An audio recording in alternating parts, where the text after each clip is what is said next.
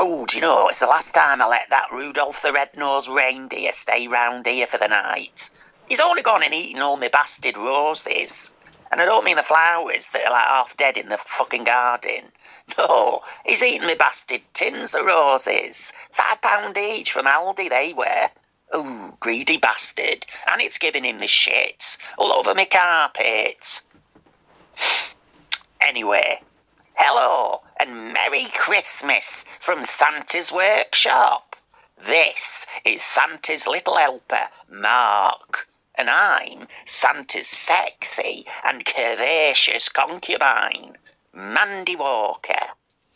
Ooh, do you know, I don't know about Santa's workshop. It's more like a fucking sweatshop. Oh yes, that fat bastard Father Christmas has had us stitching emblems on Adidas trainers and soldering circuit boards for Xbox game consoles. Non-bastard stop. That so-called Saint Nicholas, well, he's been working our fingers to the bone. I've lost 4 fake fingernails since I got here. Mind you, you know, what with his sausage-shaped fingers, our Mark's broken more toys than he's made. And Father Christmas, well, he's fucking furious.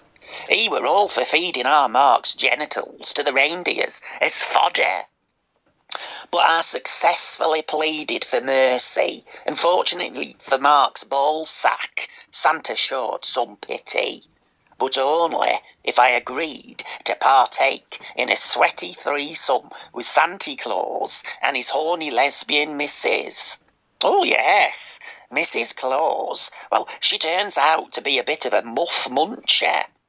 Well, I suppose she don't get the opportunity often, living with a load of big-eared elves who only know how to finger toys for a living. Oh, well, we soon got down to it. Santa emptied his sack and filled me stocking, and Mrs. Claus went up me chimney with her tongue, so to speak. Oh, do you know, we melted the sexy glue we'd borrowed from Pingu for our erotic menage a trois. Gotta feel sorry for Pingu and his family. I mean, they're bastard homeless now.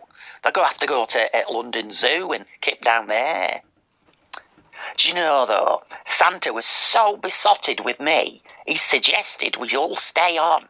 He'd always wanted a second wife, and he'd glue a pair of coat hangers on Mark's round head, and he could fill in for Rudolph when Rudolph wants a night off. But you see, I explained I'd got YouTube fans waiting for my next YouTube update, and I can't let my fans down. See, I'm a professional. But he could understand, as he's obliged to deliver 1 trillion presents to greedy kids each bastard year. Bad job that is, isn't it? Do you know, Santa don't even like kids. That's why he's never had any of his own. And let's face it, he's had plenty of opportunity living in the snowy tundra with one horny woman and no TV. Still, I suspect having all those elves watching on, having a good wank while you're going at it, well, that's got to be a bit off-putting, isn't it? Still, I suspect Santy, well, I think he may have an erectile problem.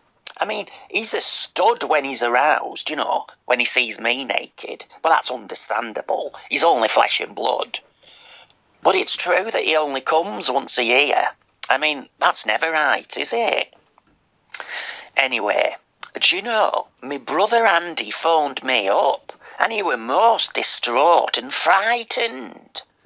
Well, he imparted the tale of how he'd been visited recently by the grisly ghost of Jimmy Savile, no less. Oh yes, the apparition came floating as quiet as the grave into our Andrew's basement flat. It rattled its gaudy jewellery and reeked of an all-pervading stench of stale cigar smoke. Now then, young Andy, who gets a boner over cow poos? The ethereal ghost uttered ominously. Heed my prophetic words, young man, for I too started off my detestable nonsense profession by watching those self-same inappropriate videos of minors, as you so often do. The opaque spirit shifted, moaning mournfully within itself, and suddenly shifted ever nearer. Oh, but it's not too late for you to repent and alter your abhorrent nonsense ways and foul fetish for cow fecal matter as it happens. Oh, Andy, who gets a boner over cow poos, I carry these clanking chains of hefty cow pats, which I abused in my young life too. But I must warn you, the chain you've forged is already far greater than mine, because I chose to finger other people's underage daughters rather than any just touching cowpat shit. Oh, as it happens. Well, with no further utterance, Savile's salacious spirit evaporated into a cloud of cigar-smelling vapour. Then he popped back quick while Andy was having a wank, just to say he'd be visited by 3 more spirits. Andy retorted that he didn't object to spirits of any kind, whiskey, gin, tequila, but he'd much prefer quenching his thirst with little cider. Well, later that very night, Andy was shaken awake from his fitful slumber by the luminous spirit of a small girl called Jessica. She took Andy by the hand, and together they glided over the illuminated streets of Uddersfield. "Stop looking up my nightie," the girl spirit chastised Andy. Suddenly, they descended upon a primary school. Well, Andy recognised the seat of learning as his former special needs school. "Oh, sweet spirits, I know this place. And lo, look there, those are my fellow students." It was then that Andy saw the boy he once was, having his head unceremoniously flushed in the toilet by a crowd of his young contemporaries, all of whom were laughing with great gusto. "Why for did they do such a thing, spirit?" asked Andy. "Because you proudly announced your desire to become like your hero, Rolf Harris, and for secreting odious cowpats in your desk all summer long and stinking out the schoolroom," replied the gentle spirit. "Right, they're fucking gone. I'm definitely taking their mods away for all eternity.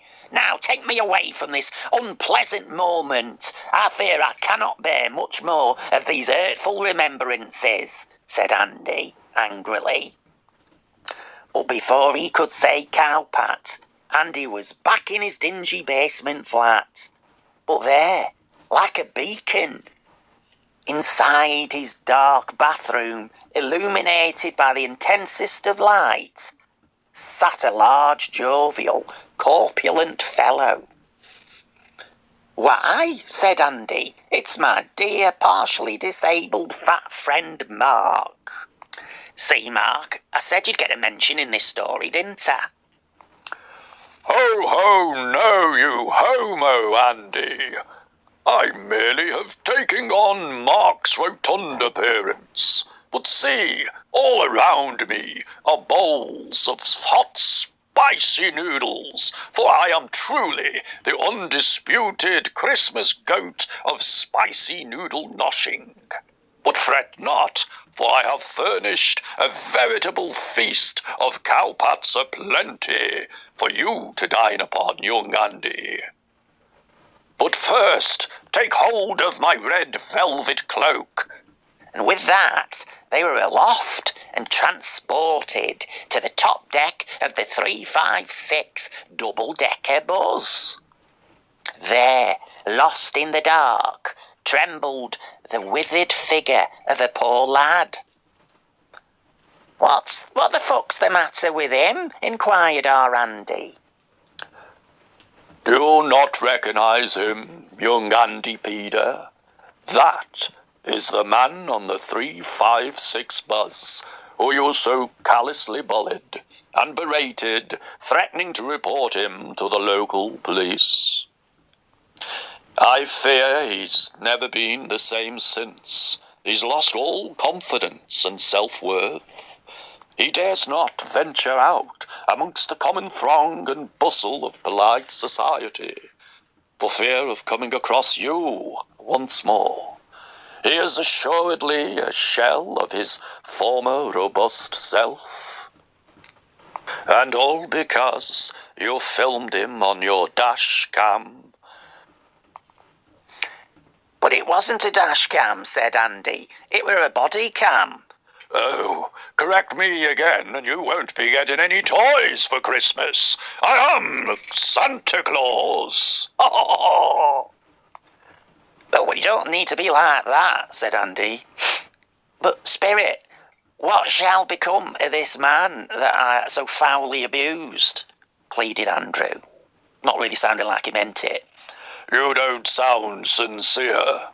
But I do fear that he shall be doomed to ride this barren circular buzz route, bereft of life, until he fades from memory.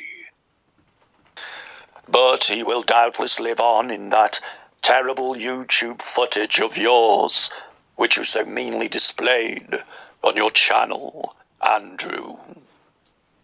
Oh, please do not say that is so. I shall delete all records of my spiteful rants and damnable defences of my inappropriate wrongdoings from this moment forth. I swear it, Spirit. The jovial Spirit, once so full of vigour and happiness, seemingly grew pale and adopted an ashen countenance. Are you ill, Spirit? Asked a tearful Andy. You seem so sullen of late. My time is merely growing short, almost as short as your penis. But worry not, for another spirit awaits your attention. You up yonder. Go forth and be a better man, not so much noncing, and give up those cow pats. Absolutely disgusting behaviour. Oh, and Merry Christmas. A trembling Andy ventured over to the black-hooded figure of the last spirit foretold to him. Oh, I fear you most of all, Spirit. Please tell me, is there any way that I may expunge my dirty cow slurry and nonsense ways? Not a chance, said the hooded form in a crackly, spiteful Yorkshire accent. The spirit prodded Andy's man moves with its skeletal yellowing finger. Ooh! Then pushed back its dark hood. And there, for all to see, was Andy's beautiful little sister, Mandy Walker.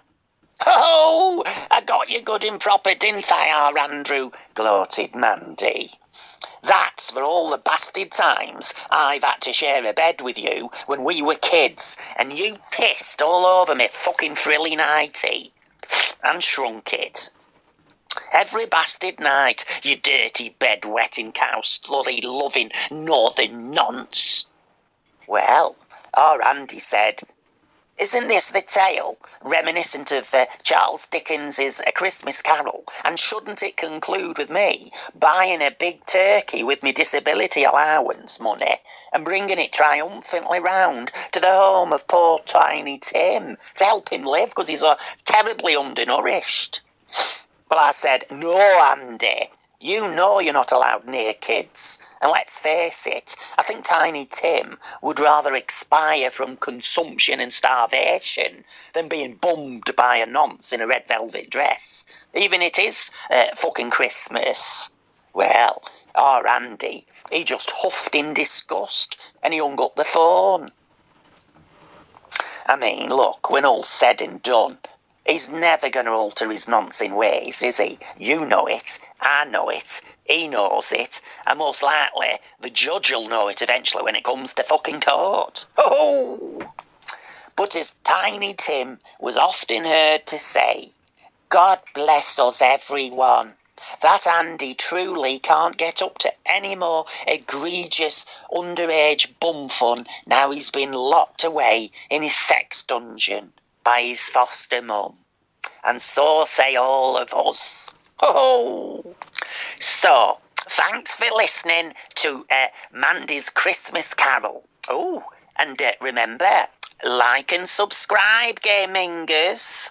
And a very merry Quimbo. Oh, yes, and an onion a day keeps the ghost of Jimmy Savile away. Terror! Right, Mark, you need to fuck off down Primark and buy me those lovely high-heeled stiletto shoes for my Christmas present. Because, you know, it's better to give than to receive, which is just as well, because I haven't got you anything. Oh, and where were them boxes of After Eight mints? Ooh, I've got a right sweet tooth on me.